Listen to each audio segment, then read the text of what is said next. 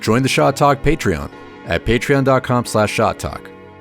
You'll receive early access to videos, have the ability to submit questions to future guests, and more. Thanks and enjoy. I personally want to preach that taking care of your physical and mental health is also extraordinarily important. And I think especially in younger artists, they don't prioritize that a lot because they think like I did, where it's like, I have to do this or else I'm going to fall behind, or else I'm not going to get a job, or else this, that, and the other.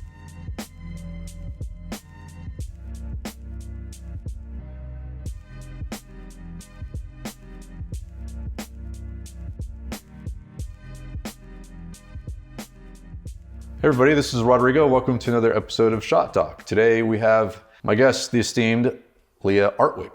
Thank you. I get that right? Yes. Perfect. Right. Awesome. I have a reputation, so I want to make sure that was okay. Yeah, but, mine's easy. So. Yeah. Well, yeah. Thanks for being on the show. And we've known each other through Adam. We were talking a little bit earlier about that, and so want to give a quick background. You're a storyboard artist, also animator, right? Yes. So I went to school with Adam at the Rhode Island School of Design, and I majored in illustration, and I took animation as an elective, and I just found out hey, I'm actually pretty good at this, and I really like it. So I kind of mishmashed my own course load to kind of minor in animation. And my first job out of school was on a show called Word Girl for PBS Kids, which is really cute, female lead superhero, and teaches vocabulary, so that was super cute. A lot of episodes allowed her to be sometimes kind of a jerk and allow her to make mistakes and learn from them, which is really nice. Girl character doesn't have to be perfect. She can be a real person. And then from there, my supervisor liked my stuff and recommended me for a job at Titmouse. Great. Yeah, Moonbeam City. So that's why I came out here. Okay. So I worked there for about a year on Moonbeam City and Nerdland. Okay. I gotta say, because I've seen bits of both of those, and the animation on those it's really, really special. I haven't seen anything like Moonbeam City in a while, or ever, really. The cool thing about Moonbeam City is it is a very aesthetic heavy show, because it's based off those Peter Nagel posters. Okay. Which the pure white face, dark black hair, very iconic. Very graphic, very it just grabs you. Yeah. Yeah, and you see them a lot now in trendy hairstylist studios and stuff like that. But the background designers and the character designers on that show were incredible. And so animating, it was kind of just focusing on keeping that strong aesthetic. So a lot of the scenes were just focused mainly on composition and just making something look very appealing to look at, not so much focusing on crazy out there, action-y type stuff, although there were bits and pieces of that in there as well. So you you did animation on that, and then you said animation then on Nerd City, another really aesthetically interesting show.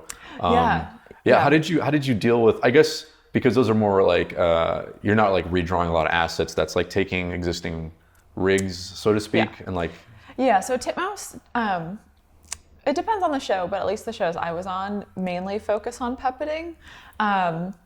So you can do stuff really quickly and take a lot of... So it's just the motion, right? Helping with the... There was some redraws, for a lot of the more in-depth scenes, you do have to redraw a lot of stuff to make it look really dynamic and cool. But it's just, it's a faster way to do things. Yeah. And, once you get good at it, you can make things cheat things to look really, really cool and really interesting. Well, that's cool, though, that you could handle two very different looking shows, because it's ultimately about the fundamentals of how animation works, right? So you can sort of lets you be versatile that way, which is kind of cool. Because I've worked on I've done hand-drawn stuff. I've done Titmouse flash puppeting, and I've done, children's apps, which is just very no joints, just really cutesy, basic puppety characters. And as long as you know the principles, you can make that stuff look really good, and it doesn't have to look, flashy, for a better word, where sometimes you can tell oh, that's a tween, you just kind of put it on its track. Right. But if you cheat stuff and cut things up in certain ways, you can do some really interesting stuff with it. So I know that you're boarding now. How did you make the jump from character animation or animation to storyboarding? That was kind of by luck, I guess. Oh yeah? So I left Titmouse after that year to work at a freelance studio, which unfortunately went under in a ball of fire. Oh man, that happens out here a lot. Yeah. So like still not paid from that. Oh no. Yeah, it was like a big thing. And did you sign any paperwork beforehand? Yeah. I mean, the thing is, I signed all the stuff, and like I'm going through the wage claim process, and we'll see how it goes. It's been years, so we'll see. So that was like a really bummer time, because that was like, that studio kind of crashed and burned, and I was hurting for some money, as like a lot of artists experience at some point. And I had taken a storyboarding class when I was still at Titmouse to try and like get into it and see if I could make the transition. So I had some boards from that, and I was just like, when I was unemployed, like revamping my website, like really trying for something, and I was applying to any artist position I could, and one for DreamWorks popped up, and it was like, it's for storyboarding, storyboard revisions. Like, I don't really have a board portfolio, but I might as well. Like, what do I have to lose? It's a good way to start, yeah. Yeah, so at the 11th hour, I had just had a conversation with my roommate where I was like, I might have to leave LA, like if I don't get a job soon, because I can't afford it. Yeah. And I got a call to be interviewed at DreamWorks, and I went there and interviewed, and they were super nice, and I felt like it went really well. And that same day, I got a call back, and they were like, hey, they want to hire you. And I tried to play it cool, where I was like, oh yeah, that's great. Like, let me think about it. Let me call you back. And I hung up the phone. Well, and you're just not Pixar, but I mean, I guess. Exactly. So I was like, yeah, like I just want to like take a little while to think it over. And I hung up the phone and just like cried because I was so happy. Yeah. So yeah, that was for That's cool. That's super exciting. Yeah. So that was for a revisionist position on Dragons. The Dragons Race to the Edge, the How to Train Your Dragon show from DreamWorks. And it was like such a great experience, because I still didn't feel super strong with boarding. So this was a great way to like meet with my director and have him say like, okay, this is like, this scene isn't working, and this is why we need you to change it, and like go for it. So it was a really good like ease into that job to learn more about, motivating cuts and what camera angles to pick and why this action isn't working. And eventually, my director liked my stuff and let me do some boards on the show. So I had like a boarding portfolio when I left. Having done animation, or specifically character animation, I mean, obviously that helps a lot with the boarding process, right? Yeah, it absolutely does. Because like from an animation perspective, I've worked off boards before, so I know like what animators might look for. And I think I have like a very good foundation and understanding of movement. So especially, I'm working on 3Below and now Wizards in the Tales of Arcadia trilogy, and that's some very heavy action stuff. So having an understanding of movement from actually animating it is like extremely helpful with that. So are you thinking about like, what can I do to sort of inform that, because this is eventually going to go into the hands of an animator, so you're thinking like, oh, I got to put this anticipation pose and then show them like where this can go. Like, is it sort of the thought process with some of that? Or that's definitely a part of it. And then also I feel like my animation has helped a lot in how simplistically I can break stuff down, like in terms of kind of keyframing and what animators might need to best like go off of to make something animated. So I don't have to like keyframe every single pose, but I can kind of think of like, okay, if I was animating this, what specifically would I need to understand what's going on? They call it the storytelling poses, right? Like the main ones, right? Yeah, exactly. So that's definitely helpful in that regard. So I don't feel like I have to just over animate stuff, because I know a lot of board artists, especially in action, feel the need to do that to communicate properly. So I feel like I've got a good leg up there. So obviously still like a lot to learn in my application, but I feel like it's definitely helped in terms of like getting started. Yeah, no, I think I know, because I do a lot of video editing these days, and I always feel that there's a part of the brain that works it's like the same muscle where you're character animating, storyboarding, or even video editing, where you're thinking about like, I need to get an idea across as clearly as possible and as simply as possible. And that's something that I think a lot of people, because you're talking about how you try to simplify it to where it's just distilled to where it's exactly what you need, and how that's something that's cross-discipline, where it's like, you don't want to do too much at once, just enough to get like the exact thing across. So I think I always like to say that I'm using the same part of my brain for video editing as I am for character animation, even though I think that might not make total sense for people who are not like, you know what I mean, like in the thick of it or whatever. So yeah, absolutely. But that's cool. Yeah, I was watching that Dragons show, a little bit of it, and it's incredible how CG animation now looks not obviously not as good as feature, but like pretty damn good compared to what it used to be. Because I don't know if you're old enough to remember that old Starship Troopers television show. It's really obscure and it's really weird. But back then I thought, this is amazing. Like television 3D is so good. And looking at it now, it's like, oh my God, like it can't hold a candle to what's happening. My reference point was like old Toonami, the show Reboot. Oh yes. Well, there you go. That was like the first big one, right? Yeah. So that's my reference point, because especially working on Troll Hunters, like that's got some really good like feature quality animation in it. And 3Below coming out soon has some like really beautiful stuff in it. And it's insane to look back on that, because I feel like, Reboot wasn't that long ago, but like you were saying, when it came out, it was like, oh my God, incredible. Yeah. And even with, video games like Ocarina of Time, like those polygons I thought were mind blowing. Right. And now we've hit the top. Yeah, compared to what we have now, it's just like over the course of like 15, 20 years, it's come incredibly far. It's amazing.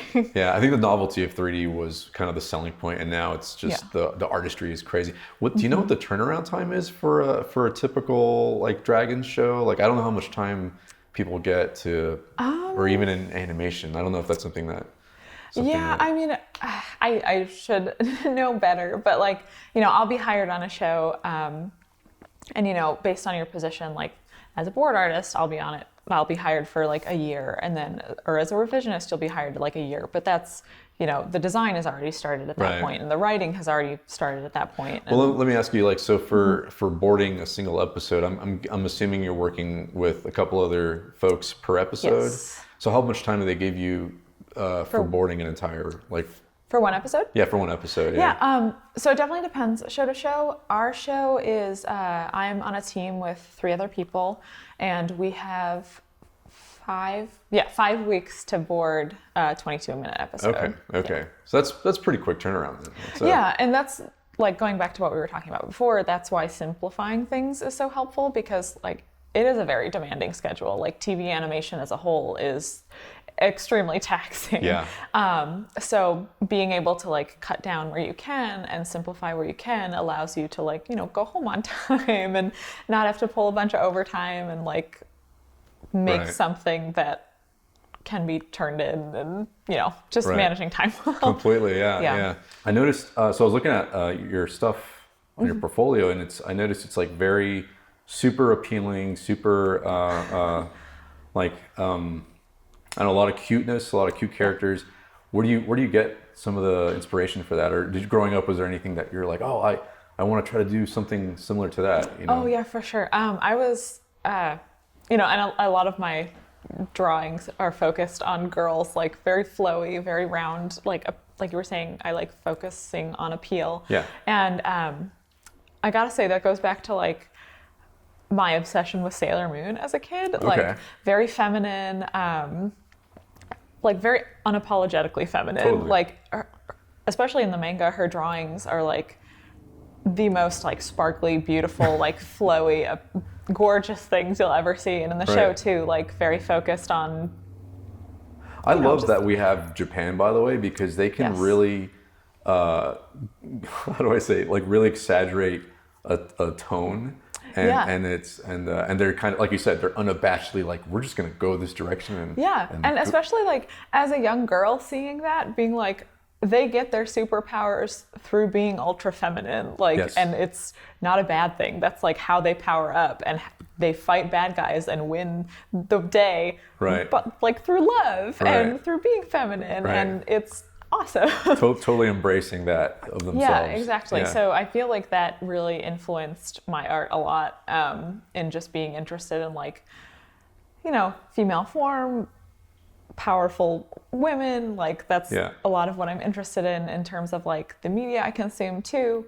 And then also I think a lot like, my sister got me into anime, and like you were saying with Japan too, a lot of their aesthetic is like hyper cute and just very round, and they've just got the appeal on lock. Like even in their culture, if you look at like they have mascots for everything, and everything is just like adorable and cute round heads, and they've got like Pokemon, obviously. Right. I know. I went to a Japanese store. There's one in the Burbank Town Center, and every now and then it feels like there's, like you said, a mascot or some sort of cute character.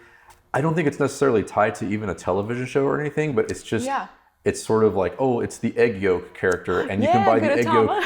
Yeah, okay, you know what I'm talking about. Yes, and you just buy them on a T-shirt if you want. Yeah. But is he even associated with the television show? I feel like I actually don't know. I don't think so. Right, I think he just became like a little. Exactly, I think it's similar to Pusheen, where it's just like, this is cute and funny. Or, like, let's make it big. Hello Kitty, right? Yeah, that's exactly. So I think they've just got that on lock, which I really like, because I feel like a lot of shows here don't have that like super cute factor unless they're for like kind of preschoolers or younger kids. Right, and I like that that's appealing to everyone. Right.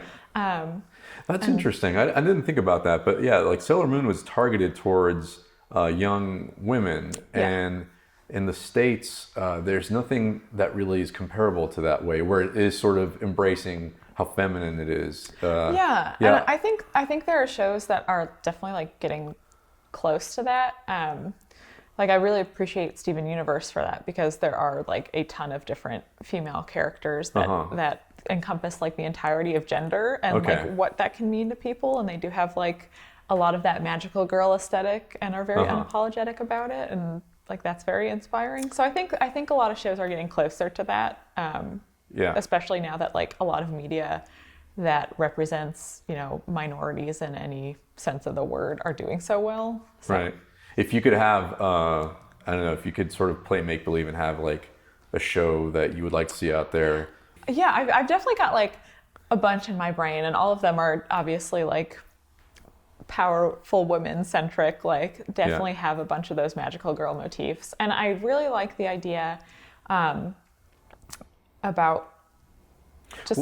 Also, I was going to say, I don't know if you remember in the 1980s, but there were a few shows that were sort of in that vein. And I don't remember them exactly, but I know there's a lot of like, you know, shows with like, you know, punk rock girls and like even like the MLP sort of, like in the old days, or even the new ones. It has sort of similar appeal, although the modern day MLP has appeal to a lot of people that I didn't expect it would either. Interesting audience. Interesting audience for that. But yeah, I feel like maybe it comes in waves, where sometimes people forget that like, oh, there is an audience for that. Like people do glomp onto that, because I think there were a lot of like female centric shows way back when. Like, and like Rainbow Bright and Care Bears and Gemma Holograms and stuff. Right. And speaking of that, like the She-Ra reboot, like that's really interesting to see, because they are targeting it specifically towards girls, and like even the costume reveal, it's like, dang, that's a very practical outfit for like a kick butt lady. So I think it's just the shift in focus and the shift in tone, because even with like, you know, old She-Ra, the creators did say like they obviously didn't create her to be like this sex icon, but that's kind of what she became, because she's wearing this like very skimpy, like cute, hot outfit. Which also, you know, I think like women embracing their power through that is awesome too. I was going to say, what do you think about like, because it does feel that like these shows that you mentioned, like Steven Universe and She-Ra, like they do, like you said, are appealing to a certain spectrum, but I wonder if they're sort of neglecting maybe that's like extra feminine demo that you might be talking about, where like it's okay for a woman to look sexy, it's okay for a woman to, you know, have curves or whatever. Like I don't know if that's I'm totally on board with that too. It's very much like, you know, there's a multitude of ways to express, you know, your gender identity or your femininity, and I think there has been a lot of hyper feminine characters in media, and exploring other sides of that, especially with people now becoming more aware of, you know, the trans and non-binary. I want to be delicate about phrasing this. I don't want to offend anybody, but especially people becoming more aware, and people coming out as trans and non-binary and genderqueer, and like not having that audience before, I think shows like Steven Universe are very important because they do address that. And, you know, I have had hyper feminine shows to look up to, but that demographic has not. They have not seen like genderqueer characters that are explicitly like non-binary or explicitly in their wheelhouse. I don't exactly know how to phrase it, but like I think it's time for those people who have not had people to look up to like have that. So I'm okay with them exploring that other stuff. I definitely like the idea of, you know, if you are someone who has dysphoria, having something to be like, oh, I guess I'm somewhat validated because there's this that sort of does this for me. I think about the statistics and I think about how like, well, that makes up a pretty small percentage of the population. It's obviously they're trying to do something positive, but it always, sometimes it feels like it's a little heavy-handed. I mean, I feel like at this point, if it's heavy-handed, also that's okay. Like we still need that representation, and sometimes it needs to be like hitting people over the head because a lot of people aren't open to those ideas. Like someone pointed out in, maybe I shouldn't do Steven Universe spoilers. Okay, well, Steven Universe is just tackling a lot of that, and I think a lot of people like to point to that and say that it's, you know, it is being heavy-handed with a lot of the themes. But again, I think that's what we need right now because a lot of people have not had this representation before, and I think, yeah, like I said, I think sometimes it needs to be like very in your face because it has not been there before. Well, I wanted to ask you if you could go back and give yourself some advice, like freshman year of, you know, college, as you know, as you are now. Yeah. What do you think that would be? What would you tell yourself? Oh, that's a hard one. I honestly think it would be to like chill out a little bit and like not work as hard as I did. Because I feel like in the artist community, it's so common a common mentality is to just like work yourself as hard as you can. Like pulling all-nighters is a badge of honor where it's like, oh, you didn't sleep last night? I haven't slept for 3 days. Like beat that. And I definitely fell into that where, you know, the victim Olympics, like who suffered more. Exactly. Yeah.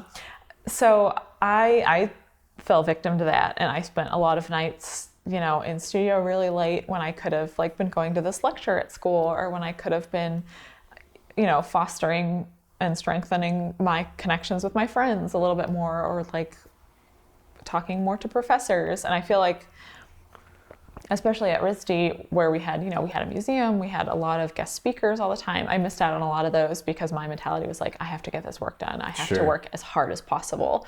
And it took me a long time to get out of that mentality where it's like, no, living my life is extremely important too. And in a way that's going to inform my artwork as well. Like having outside experiences is going to make me a better storyteller. Like sleeping more and having a healthy work-life balance is going to help me make better work and be more motivated. Right. I heard that, I think it was Brad Bird that talked about how he made a film before he even got to college, and then Disney was offering him this huge job opportunity, and he thought, I need to have a life first before I can, you know, just like you said, so you can actually tell a story maybe at some point in your life. You know, if, you know, he went on to be a director, obviously, but I've thought about that too, and I feel like I see two sides of that because it's such a competitive industry that part of me thinks maybe it's okay to be obsessive for like this much of your life, because if it sort of positions you to then, you know, like you said, it sounds like you're seeking a more of a Zen Buddha, a balanced out life. I know that oftentimes a lot of people who get into this industry have that sprint in their life where it's like, for sure, I have to be like one of the best, otherwise, you know what I mean? So I think that mentality can be very valuable because that's how hard I had to work. Because when I entered school, like I by far was not one of the best. I would consider like I was definitely on the lower rung, and I had to work really hard to catch up to my classmates. But I also like put my health at risk because, you know, for finals one year, I, you know, stayed awake for 5 days because I had to like get this stuff done. And How does that even work? Ooh, 5 not good. days? Not good at all. Yeah. Lots of caffeine and crying. So I was at that level where it's like I pushed myself too hard. See. Yeah, so that was pretty extreme. Okay, I see what you mean. Yeah. I don't think I ever did more than 2 days. Yeah. Yeah, that's crazy. And yeah, like I said, like that's what I had to do, and that's what not what I had to, but that's what I felt I had to do in order to get up to this level. Right. And yeah, I think for a lot of people that totally does work. Like I know a ton of artists who will work all day and go home and work on personal projects and have that motivation. And if that works for you, like I'm not knocking it. That's awesome. But I personally want to preach that like taking care of your physical and mental health is also extraordinarily important. And I think especially in younger artists, they don't prioritize that a lot because they think like I did, where it's like, I have to do this or else I'm going to fall behind, or else I'm not going to get a job, or else this, that, and the other. And like, obviously working hard is very important and pushing yourself is very important, but you have to know where to draw the line. Yeah. It's also kind of the law of diminishing returns, because I can speak for myself where if I'm working, 8-10 hours straight, there comes a point where I'm actually doing more damage to the work than I am helping it. And that's at that point, you got to tell yourself like, all right, time out, got to go home, bullshit on Twitter or watch something on Netflix, get sleep. And then you come back and you do what took you like 2 hours the evening before, you do that in like half an hour. Yeah, exactly. So it's sort of, you have to sort of, put yourself in check that way, I guess, with that kind of stuff. Exactly. You got to know, like, and it's a tough thing to figure out, like how to figure out that workflow and what works best for you. Because I definitely need like breaks throughout the day where if I'm at work, if I'm feeling like I'm in a rut, that's like you were saying, it's like, okay, I need to take a break. I need to like go for a 10-minute walk, clear my head, and come back, and just everything starts to click. And I think there's value in figuring out where you need that time off, because otherwise, like you said, that's how you burn yourself out, and that's how you get really stressed. And me personally, I'm a very anxious person. So if I'm working too hard, I get really stressed to the point of like sometimes I'll just like start to shake and I need that time away. I've started to listen to my body as I get older and be like, okay, this is where I need to take a break. Like this weekend, I need to not work because I need to just get away from this and think about it, and I'll come back better the next day or like the next work day or whatever. Yeah, and I mean, for me, it's like, I pulled maybe 1 or 2 all-nighters knowing that like I know I'm just not functional at all. So that's the one thing. And I ended up doing pretty good in school because I always made sure that like, I always told people like I'm a big baby, like I need my sleep. I'm sorry, I'm gonna have to peace out and go home and go to sleep. But like I think it really did help in the long run for that kind of stuff. You said you broke your hand recently. Well, this wasn't related to overworking, was it? Oh, no. Okay. It was like, my one friend referred to it as winning the worst lottery ever, where my boyfriend's parents were in town and his dad loves baseball and I do not, but I was like, I want to support them. I want to see them and like hang out with them. So I'm going to go.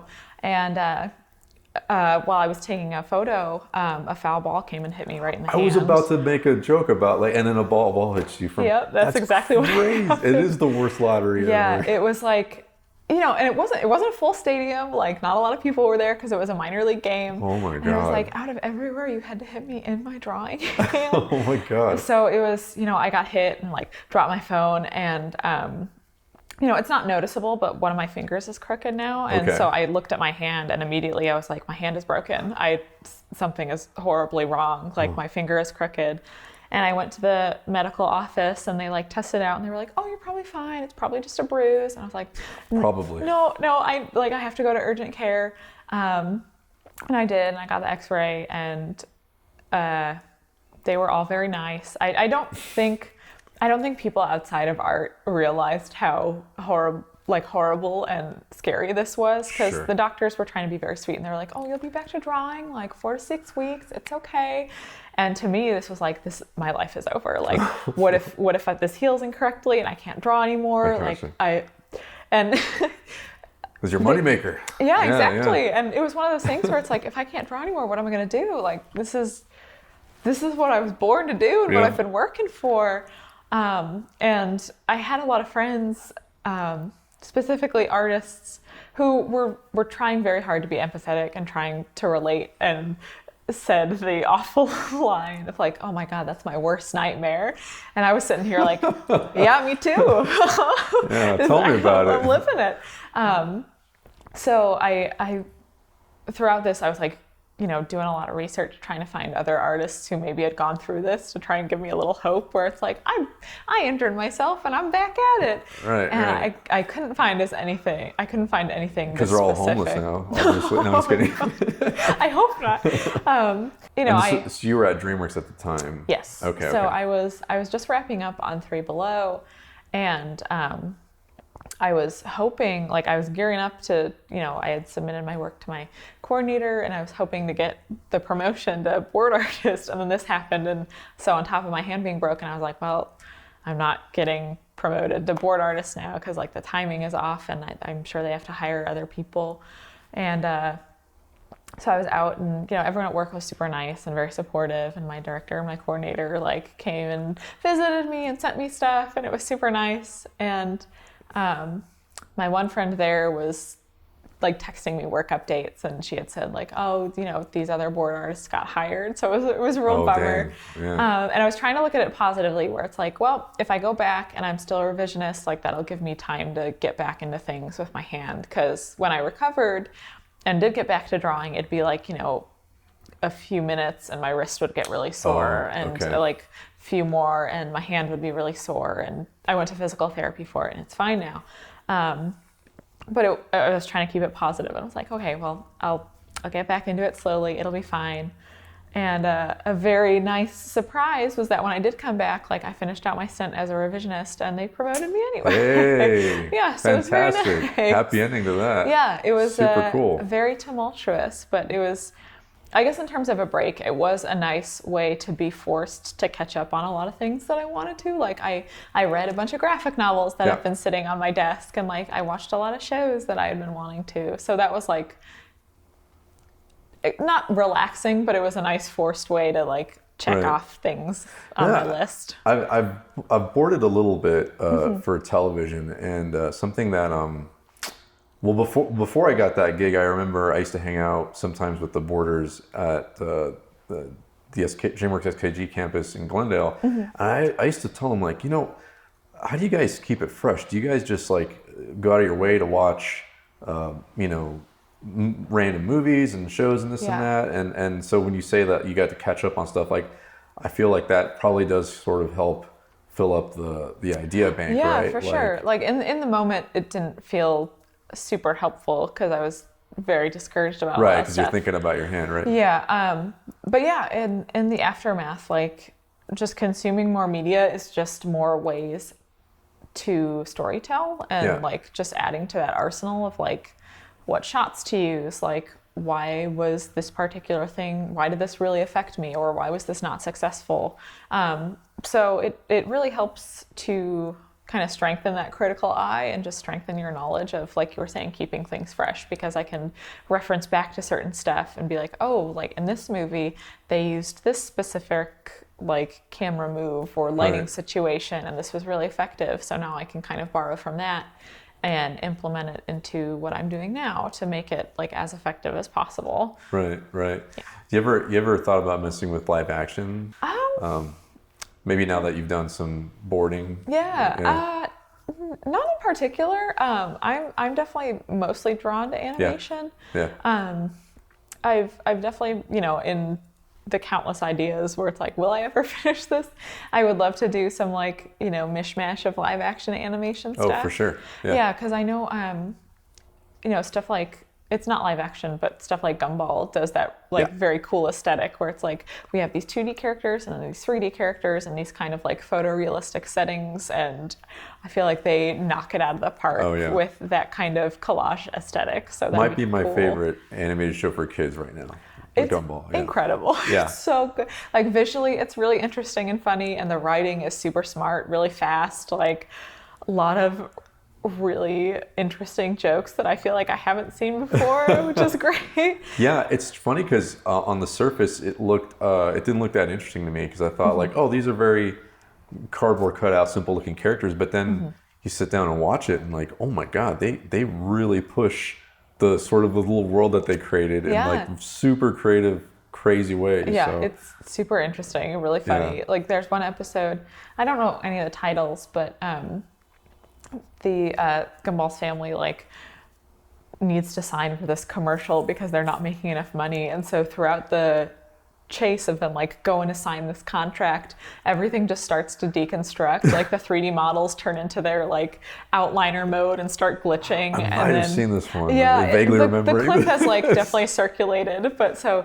it goes to that, and then it breaks down to the storyboards, and then it breaks down to like them on post-it notes, like crudely drawn on the desk. And you're like, that's exactly how it is. Then you start with the scribble on the napkin. Then. Yeah, so especially like watching that, especially as an animator, is like gold. It's so good. Yeah. You because you did Dragons, you also did another DreamWorks. Yeah, so I did Dragons, and then I went on to 3Below, which is the second part in the Tales of Arcadia trilogy. Well, I was gonna ask you about that show because DreamWorks they're doing a lot of Netflix deals, a lot of shows and this and that. And when you're working on that show, do you get handed? I'm guessing it starts with a script, and then from there you were given scenes, and then you break down those scenes into sequences that you board out. Yes. Is basically how it works. Yeah. Do you ever like interact with any of the writers? Does that ever come into the job where you? Yeah, I feel like we have a pretty open plan where a lot of the board artists will go into the writer's room and like bounce ideas off each other. For the most part, I think like the writers have a very good handle on everything, and they know what they're doing, and they make really great stuff. And do you know Chad, by the way? Yeah. Okay, yeah. Great. Okay. Yeah, I was just talking to him about the other day because my episode, we got launched on it, and I got this really cool sequence that I was really excited about. And the day after we got launched, my director was like, just kidding. There are going to be big rewrites. Like, we have to wait and kind of shut it down until we get the new script. And I was so bummed about it. Oh, but no. they kept the sequence, like, and they definitely changed it a bit to fit the new beats of the episode. But I was so super happy. So I was telling him, like, I'm so glad, like, you guys kept that. I was, like, really rearing to go on it. So yeah, they do a great job. And then also, since this is like kind of a new world and system we're building, a lot of the board artists will do like vignettes of characters and just kind of explore what they're doing. And I'm trying to keep it like as spoiler-free as possible because I don't want to slip and say something. But board artists will do a lot of character explorations, and sometimes the writers will see that and incorporate that into the scripts. When you say vignettes, you mean you're just like little moments with the character? Yeah, okay. Exactly. To sort of show who they are. Yeah, to kind of see like, okay, we have these two characters and they're really close. So what is their relationship like? Like, are they kind of like brotherly, where they're goofing on each other? Are they snarky? Are they really loving? And we'll kind of explore those and see what looks and feels right, and the writers can take whatever they want from that. Riff off of that. Yeah, if they do want anything. That's interesting because I always think about how in live action the actor sometimes is that person who sort of has to explore who the character is and come up with like their idiosyncrasies and like their background and this and that. But because in animation, obviously everything is completely just, from scratch, from just pencil and paper, so to speak. So I always find the process of figuring out who, and like kind of solidifying all the little character traits of a character to be pretty interesting. So it's cool that they give you the room to sort of explore and play with that kind of stuff. Yeah, it's cool because we both have, like, I feel very different hands in building who the characters are, because the writers, they write these very specific interactions and they choose dialogue very intentionally. And then us as board artists, we not only have to act out the dialogue, but have to act out the scenes that are in silence. And like, when you say act out, you mean like draw it out, or are you talking about? Okay. Yeah. I don't know if you guys are like, wearing leotards and. I mean, there's also some of that, so we have to like draw out what the characters are feeling, even when they're not speaking this dialogue. Yeah. And in those moments of silence, that can also be incredibly important. Like, what are these characters doing? And that's when like drawing out the characters and having these little vignettes really help, because then like in those moments where we don't have the writer stuff to go off of, what are these characters like? Where do you think, now that you've done animation and storyboarding, do you ever see yourself sort of in a directorial role, like at some point? Yeah, that's something I definitely want to do. I feel like I've got still like quite a bit of improvement to, or like improving to do. But I feel like, you know, a lot of people in animation say this, but I would love to have my own show at some point. Yeah. I think that'd be really cool to just explore my own stuff in a setting with like a bunch of other really talented people that can inform my ideas in ways that I couldn't. Totally. Yeah. So that'd be really cool. Yeah, I think directing would be really great for kind of the same reasons, where I have a lot of creative input and get to work with a lot of people who can throw out really good ideas that I might not have thought of myself. But I think that might be a little ways off. I mean, it sounds to me like you would definitely have, like, again, just going back to what we were talking about earlier and seeing the kind of work that you put out on social media, it feels like you'd go for a very tonally strong, specific kind of show, right? Yeah, for sure. It would definitely be like, you know, very cutesy, very like power lady centric, definitely some magical girl motifs in there. And there's totally an audience for that. Like, you know, people will go crazy for that too.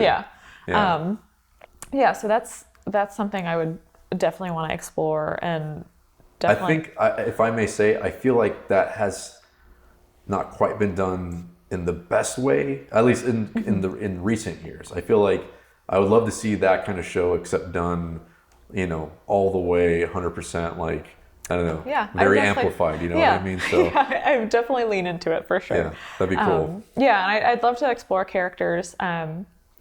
Like, I feel like Katara is a very good example from Avatar: The Last Airbender, where she is very strong and very flawed, and she doesn't have all this pressure on her to be like a perfect female character, like female written character. She's allowed to have like really unattractive moments learn from it, and that's very appealing to me, because I feel like when I was younger and watched it and didn't know a lot about feminism and had some like internalized misogyny, I didn't appreciate her as much as I should have. And like watching it back, she's very incredible. She's like very smart, she's very talented, she's very hardworking, and she's also just like a person who makes a lot of mistakes and does some dumb stuff and has to get in fights and has to apologize for it. And I think that's very important.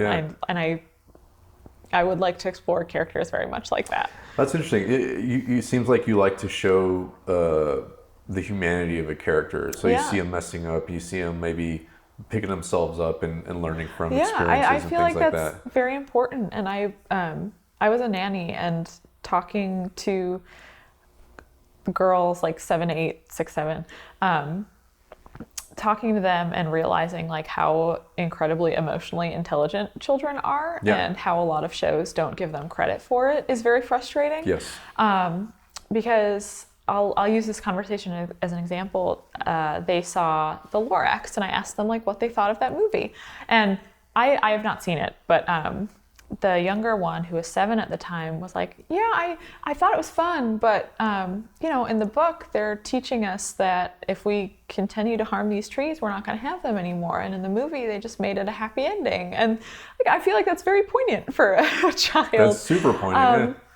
So, you know, and working in kids media, I feel like so many shows just kind of default to like really loud humor and kind of brushing things under the rug. And again, I feel like some modern shows are being more emotional and being more open and are tackling a lot of. Well, what's weird to me is that when you're teaching a 1-year-old how to speak, you know, obviously everyone does the goo goo gaga like stuff, but ultimately they learn how to speak because you talk to them like an adult. You talk to them in complete sentences. You say, "Hey, go close the door." Da da da. Like you don't try to like get on the baby level to relate to them. And I feel that, kind of speaking about what you're talking about, that's what a lot of kids shows try to do. And they say, "Oh, we need to sort of for lack of a better way to put it, they dumb them down, thinking that that's going to appeal more to young, like to 2-year-olds or 3-year-olds. Where I think, at least I speak for myself growing up, like we had shows like Mr. Rogers, you had shows like Sesame Street, where these shows, they never felt patronizing. If anything, my mom could sit there and enjoy Sesame Street because there was a lot going on, like you said, on an emotional level that was appealing to the whole, from adults to kids. And I feel that, that's something that I think people don't give kids enough credit. Like they're a lot smarter than people give them credit for, right? Yeah, especially like you mentioned Mr. Rogers. I saw his documentary recently, Won't You Be My Neighbor? And I remember watching Mr. Rogers when I was a kid, but seeing it in context as an adult and seeing how he thought about speaking with children, it just hit the nail on the head for me, where he treated them like the complex beings that they are.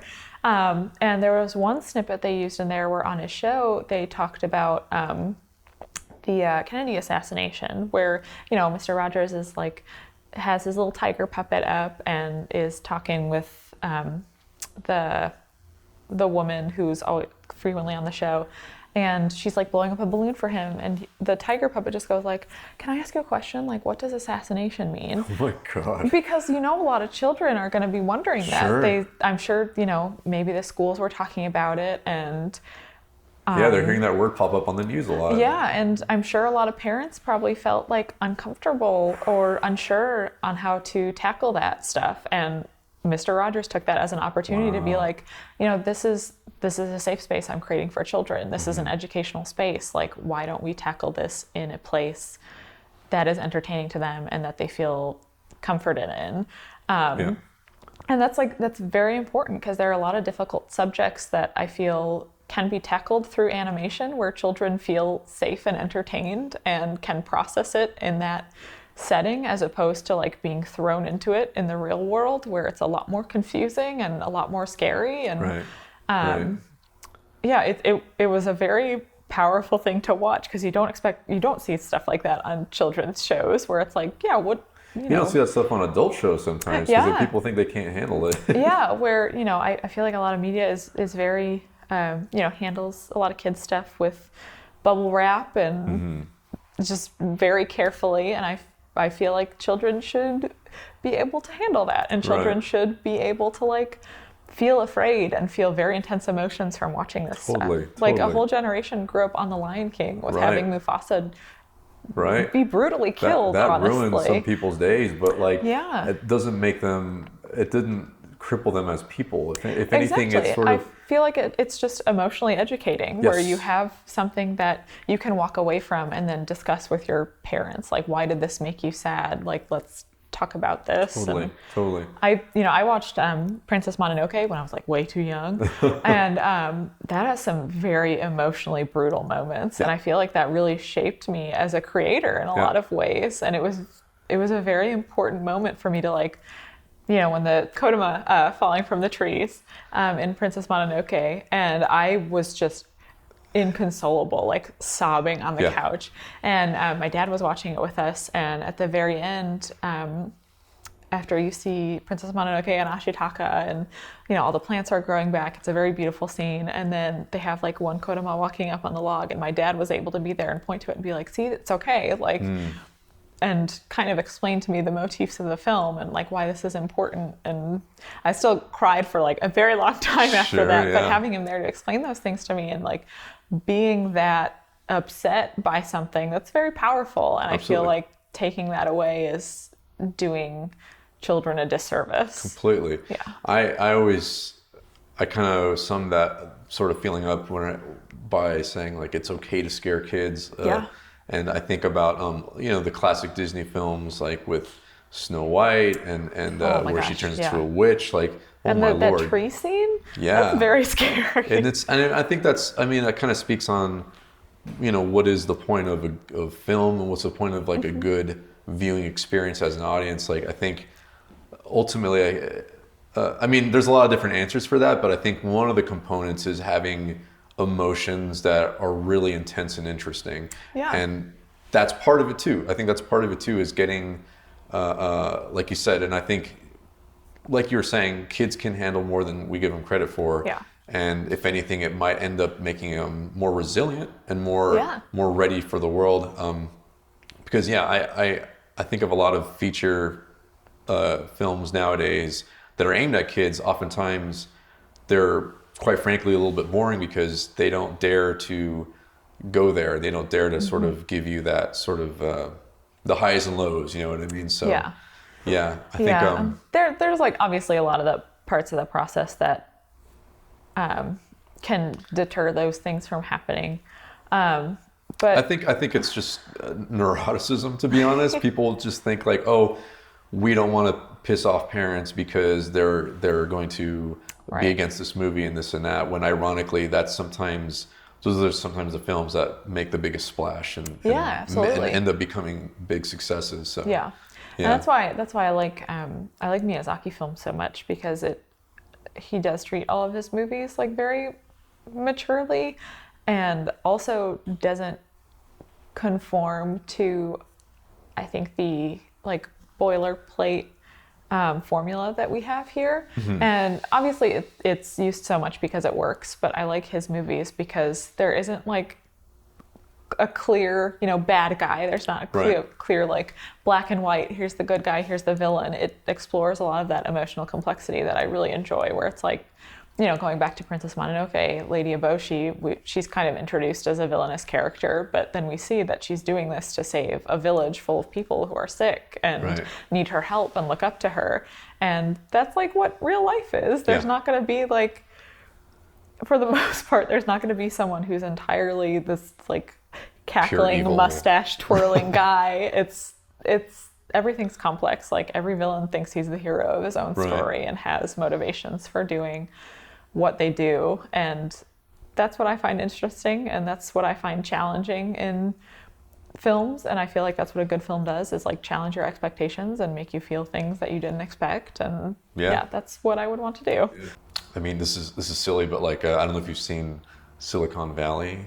I've seen the first few seasons. Well, suffice to say that there's a character who's clearly the villain at the top, and then now you're at a point where you're sort of rooting for him because it's just the way the story went. And I thought that's really interesting that they got me to care. Oh, actually, Game of Thrones is another one. I don't know if you've seen Game of Thrones. I haven't seen it. Okay. Well, I'm very squeamish, so I've avoided that. Well, same kind of thing. They kind of make you root for characters you didn't expect you'd be rooting for, because that's kind of sometimes what happens in real life. So if you're afforded the time to sort of tell that kind of story, that can be pretty interesting. Yeah. I hope so. So let me ask you, if there's maybe I asked you to give yourself advice. Well, let me ask if there's any prospective animation students watching this. Is there anything you want to say to sort of, have them keep in mind? I know you're big on sort of keep taking care of yourself, but yeah, for sure. Mental, emotional, physical health is very important.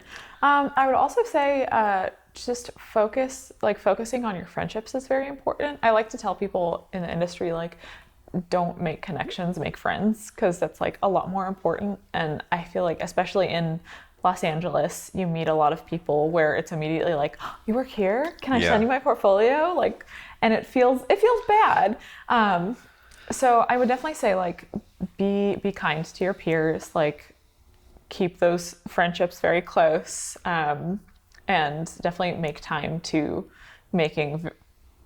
foster relationships, make genuine connections, because that's what's gonna help you in the long run. Like, not so much just meeting someone at a party and like sending off your business card. A lot of times it is just like making friends, and because people want to work with people who are nice and easy to work with. People remember that. People remember positive work experiences, and that eventually becomes very helpful as your career goes along, for sure. Yeah. And I think too, to speak on the whole LA mentality of like, hey, what's up, buddy kind of stuff. I think the people that respond positively to that are usually the folks that you don't want to work for. So in a way, it's sort of karma, where people who play that game, I think, end up in their own sort of hell. But then, it's kind of how sometimes it goes. But then I feel,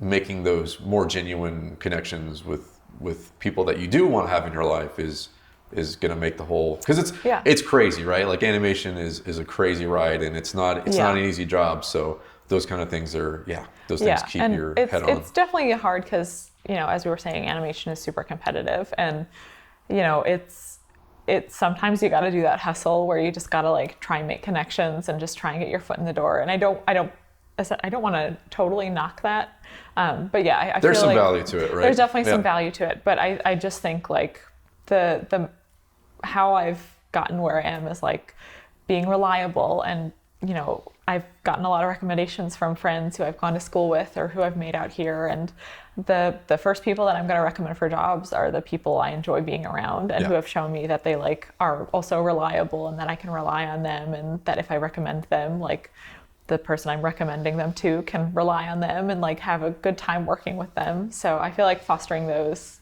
very real, very meaningful connections is like one of the most important things you can do. I kind of have this funny little tier system where it's like, I feel like there's three things. Like you either have to be, there's three things that'll keep you, that are good for having a job. It's like you have to be punctual, or very, very talented, or very, very good with people. And if two out of three of those things are true, you need, that's the minimum. You know what I mean? Yeah, for sure. So because I'll tell people like, I was at a talk with some animation students, and I'll say like, I'm definitely not the best board artist. I have a lot to improve on, and I'm excited to improve on those things. But the reason like people want to give me work is because I am very reliable. Like I do my job, I do it well, and I'm like willing to learn and willing to take critiques, and team player. And that's like what people need, because you can, like you were just saying, you can be the most talented artist in the world, but like if you're a pain to work with, or if you're not kind and you're not on time, you're then out. Goodbye.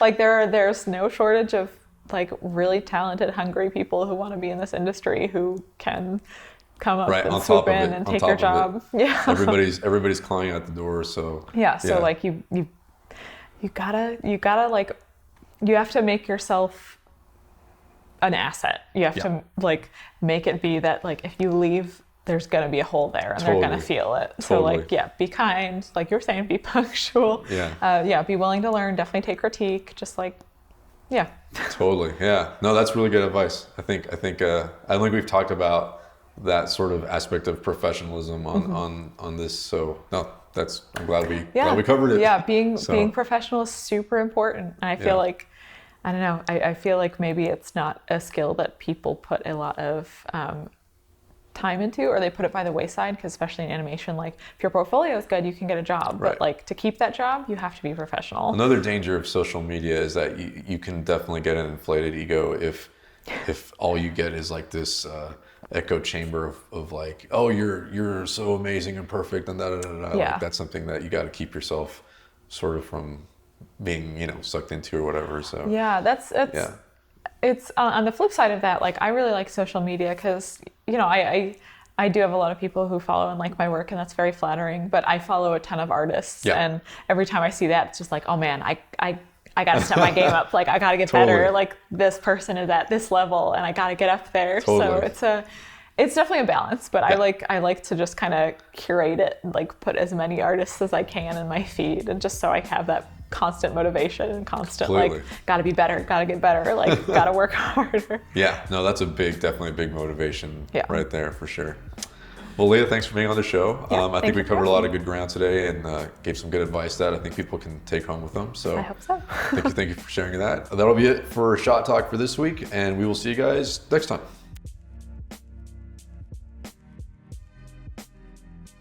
If you like this episode of Shot Talk and would like to see more episodes in the future, join the Shot Talk Patreon at patreon.com/Shot Talk.